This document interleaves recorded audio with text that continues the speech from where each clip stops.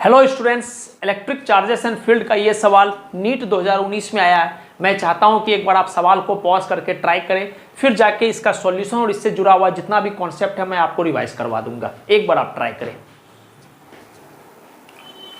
चलिए, हम उम्मीद करते हैं कि आप अपने अपने तरीका से सवाल को पॉज करके ट्राई करेंगे। ठीक है, हम सवाल को पढ़ना शुरू कर रहे हैं। सवाल क्या बोल रहा है सुनिएगा। सवाल बोल रहा है क्या, 2 point charges A and B have charge plus Q and minus Q respectively are placed at a certain distance apart। दो चार्ज है, पॉइंट चार्ज प्लस Q और माइनस Q, और दोनों को कुछ दूरी पर रखा है। दूरी दिया नहीं तो अपने मन से कुछ भी मानना होगा।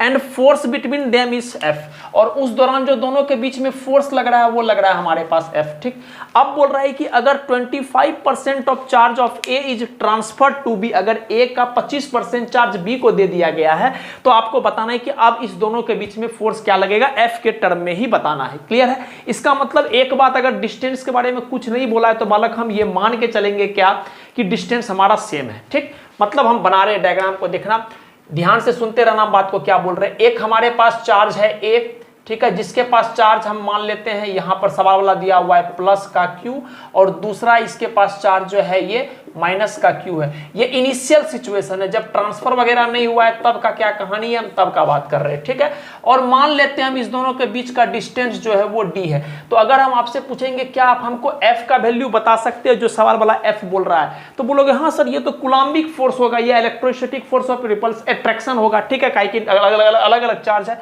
तो F बराबर क्या हो जाएगा, K Q1 Q2 Q square बटे का D स्क्वायर, ये हमारा F आ गया।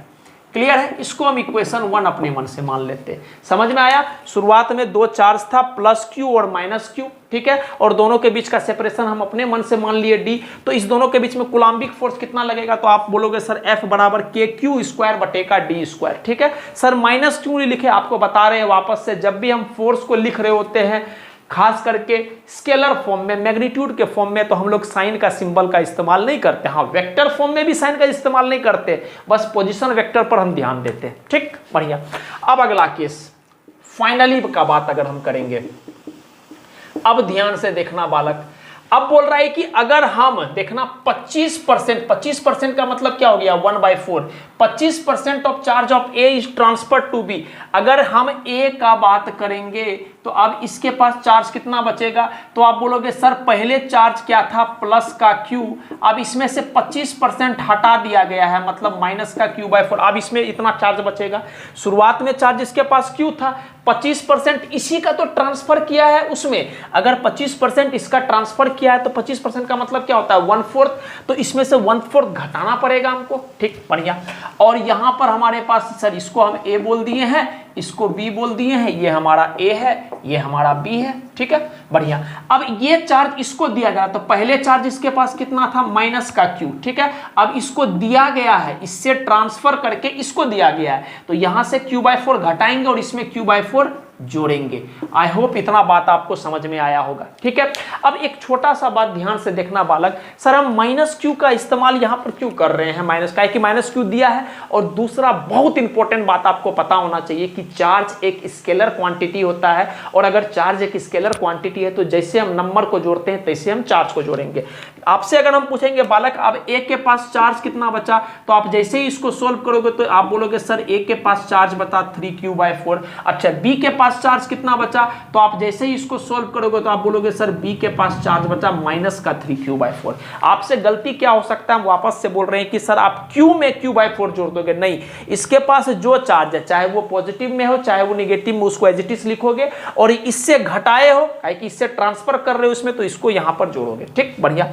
अच्छा, दोनों के बीच का सेपरेशन को चेंज वगैरह कुछ नहीं किया तो मान लेते हैं D। तो कहानी बस अपने पास इतना सा हो गया बालक कि ये हमारे पास चार्ज है, ये जिसके पास चार्ज है 3Q/4, और दूसरा चार्ज ये है जिसके पास चार्ज है माइनस का 3Q/4, और अब दोनों के बीच का सेपरेशन D है। ठीक, यही पूछ रहा है कि फोर्स आप कितना लगेगा, तो फिलहाल हम इसको F' बोल देते हैं। आप हमको खुद बताओ F' का वैल्यू कितना होगा, तो आप बोलोगे सर कूलम्ब्स तो लगाओ, F बराबर K Q1 3Q/4 into Q2 3Q/4 बटे का दोनों के बीच का सेपरेशन का स्क्वायर। अब मेरा बच्चा को डाउट आ सकता है सर यहां तो -3q/4 है, तो यहां पर 3q/4 ने क्यों नहीं लिखे? अभी तुरंत समझा, यहां पर माइनस था तब भी हम माइनस नहीं लिखे, क्यों? कि जब भी हम फोर्स को लिख रहे होते हैं तो चार्ज को विदाउट साइन लिखते हैं, ये बात ध्यान में रखना। पोटेंशियल के केस में हम चार्ज को विद साइन लिखते हैं, फोर्स और इलेक्ट्रिक फील्ड के केस में चार्ज को विदाउट साइन लिखते हैं। ये बात अगर पता नहीं था तो पता होना चाहिए, ठीक है।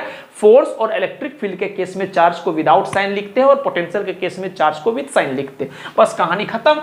थोड़ा सा इसको सॉल्व करो तो आप देखोगे 3 3 9, नीचे में 16, तो ये हो जाएगा 9k² बटे का 16d²। बढ़िया। अब आप इसको पहचान रहे हो बालक, kq² बटे का d²। आप बोलोगे हाँ सर यहां से देख के पता चल रहा है सर ये तो f ही है, इसका मतलब मेरा बच्चा समझ गया कि इसका फाइनल आंसर कितना आ जाएगा, 9 × f बटे का 16।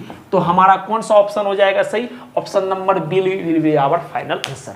आई होप आपको कॉन्सेप्ट समझ में आया होगा। सर kq² बटे का d² को f लिए और फाइनली इसको रिप्लेस कर यहां पर आया, ठीक है। सर इसको किस तरह से ऐड कर रहे हैं हम उम्मीद करते हैं आपको समझ में आएगा। चार्ज एक स्केलर क्वांटिटी होता है, तो जैसे नंबर को जोड़ते हैं, अगर हम -3 में 2 जोड़ रहे हैं तो आंसर कितना आएगा, -1। उसी तरह से चार्ज को भी हम लोग जोड़ेंगे। क्लियर है? तो हम उम्मीद करते हैं कि आपको समझ में आया। जिनसे नहीं हुआ प्लीज इसको आप नोट डाउन कर लीजिए।